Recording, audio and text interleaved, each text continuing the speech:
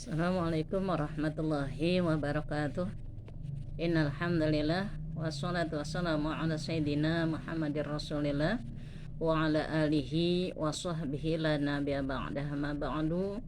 Alhamdulillah, puji syukur kita panjatkan kehadirat Allah karena Allah masih berikan kita sehat walafiat, pilek-pilek sedikit, flu ya, memang saatnya seperti itu, harus dalam keadaan seperti ini.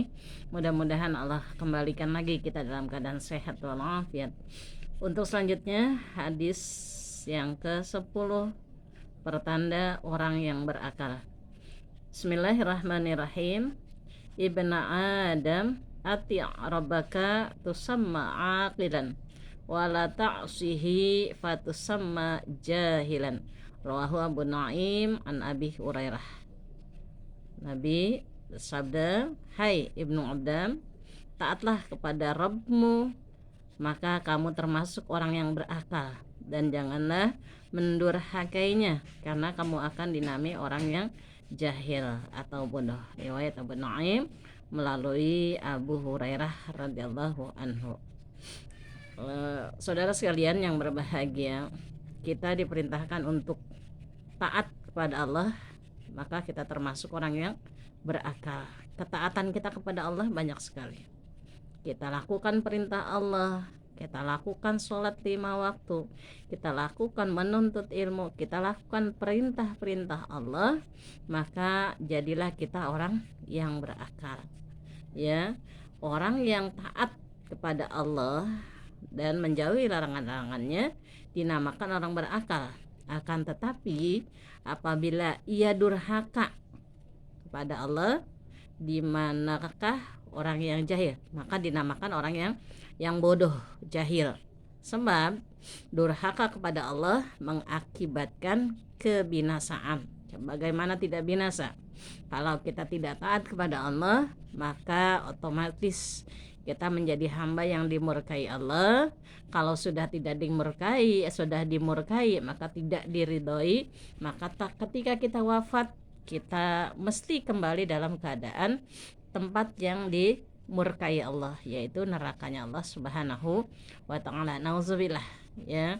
Maka jangan sekali-kali kita bermaksiat kepada Allah, karena itu merupakan kebodohan kita. Buat apa kita mencari kenikmatan sesaat dengan kita maksiat kepada Allah, mementingkan hawa nafsu, mementingkan kebodohan kita, tidak beriman kepada Allah, maka dengan sendirinya pada saatnya nanti na'udzubillah kita melalui kembali kita dalam nerakanya Allah Subhanahu wa ta'ala. Na'udzubillah. Maka banyak-banyaklah kita beriman, bertakwa kepada Allah Subhanahu wa ta'ala. Saudara sekalian, insyaallah paham ya. Kalau kita lihat banyak sekali segi ketaatan kita kepada Allah, diantaranya kita taat kepada orang tua jika kita taat kepada Allah Subhanahu wa ta'ala. Kemudian keutamaan tauhid, ya. Kenapa kita taatnya kepada Allah? Berarti kita mengesahkan Allah, mentauhidi, ya. Hanya satu Allah yang Maha Esa. Nah, dalam hadis yang selanjutnya, atani atin min rabbi fa akhbaroni, ya.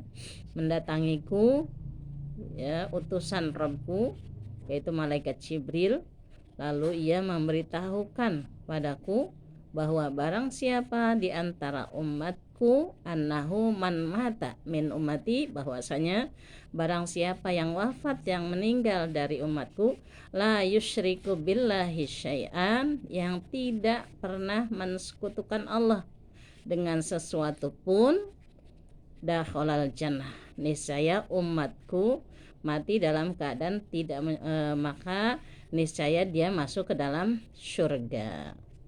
Fakultu wa in zana wa in syaraka. Maka Nabi bertanya, bagaimana kalau ia pernah berzina dan pernah mencuri? Ya, maka dijawab olehnya, ya, perawinya bertanya nih, Bagaimana kalau ia pernah berzina dan pernah mencuri, sedangkan ia tidak pernah mensekutukan Allah, melaksanakan perintah Allah, selalu mengesahkan Allah, tidak mensekutukannya. Bagaimana? Tapi juga berzina, mencuri. Maka Nabi menjawab, qala wa in zana wa in syaraka.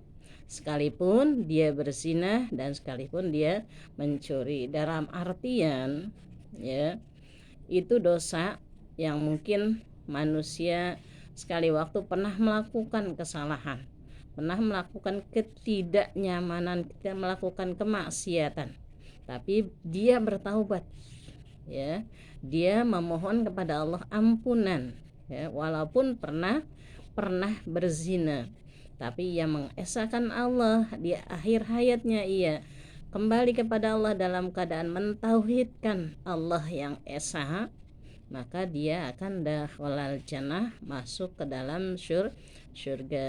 Maka sekali-kali kita jaga, jangan sampai iman kita ternodai dengan kita maksiat kepada Allah. Kita iman juga, maksiat juga kepada Allah. Nauzubillah. Kita imbangi iman kita dengan kita jaga. Jangan sampai kita bermaksiat kepada Allah. Jangan sampai kita melakukan kemunkaran, kemaksiatan, kezaliman, yang kita jaga. Karena di dunia ini waktunya hanya sempit sedikit, sementara kembali ke dalam akhirat yang hanya ada dua tempat, antara surga dan neraka. Itu pilihannya harus menjadi orang yang baik di dunia.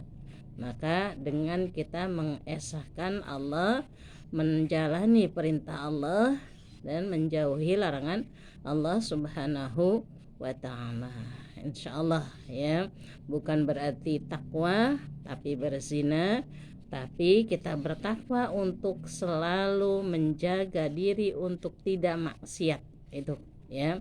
Tapi karena manusiawi, manusia pernah berdosa, insya Allah kalau kita bertaubat, kita yang namanya taubatan nasuha, taubat yang betul-betul bertaubat kepada Allah, insya Allah ya, sebesar apapun dosa kita, selama belum sampai nyawa ke tenggorokan kita, maka Allah masih mengampuni. Disitulah maha pengampunnya Allah. Maka banyak-banyaklah kita beristighfar kepada Allah Subhanahu wa ta'ala.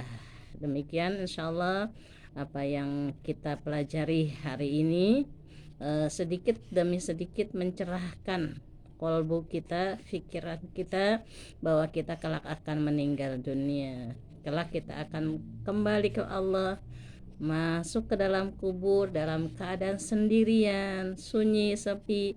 Apakah itu ya yang kita pikirkan, di dalam kubur sendirian tanpa ada yang menemani amal kebaikan? Makanya kita perhatikan juga, banyak-banyaklah berbuat amal soleh, beribadah, ikhlas, mengharap ridho Allah Subhanahu wa ta'ala. Apa bedanya ya? Saya juga demikian, berusaha untuk selalu bersyukur, beribadah kepada Allah, karena manusia kita nggak ngerti akhir hayat kita kapan. Kita takut ketika akhir hayat kita mensekutukan Allah, nauzubillah. Maka jangan dekati maksiat kepada Allah Subhanahu wa ta'ala. Insyaallah faham. In uridu ilal islah mastata'tu wa ma taufiqi illa billah alaihi tawakkaltu wa ilaihi unib. Hadanallahu wa iyyakum ajma'in. Summa assalamualaikum warahmatullahi wabarakatuh.